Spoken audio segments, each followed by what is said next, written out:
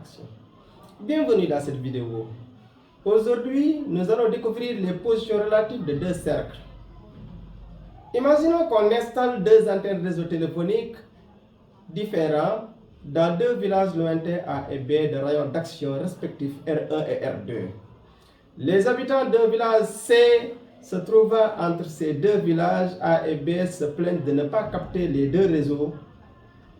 Sollicité, le maire de la localité décide de mener une étude pour voir comment satisfaire leurs besoins et vous invite à partager vos expériences mathématiques. Comment comptez-vous faire? On peut lui proposer d'utiliser la notion de la position relative de deux cercles.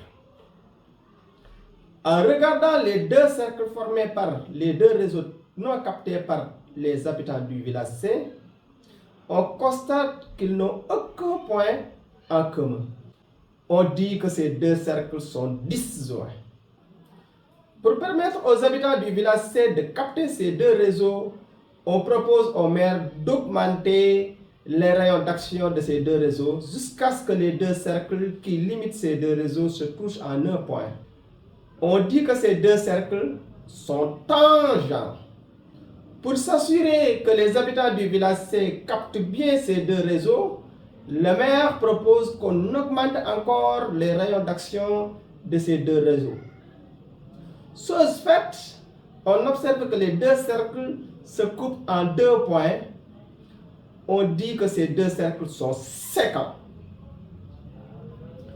Faisons le bilan.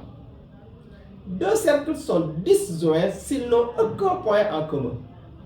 Deux cercles sont tangents s'ils ont un seul point en commun. Et enfin, deux cercles sont séquents s'ils ont deux points en commun. Merci d'avoir suivi. On se retrouve pour une autre vidéo. D'ici là, portez-vous bien. Et surtout, n'oubliez pas de vous abonner.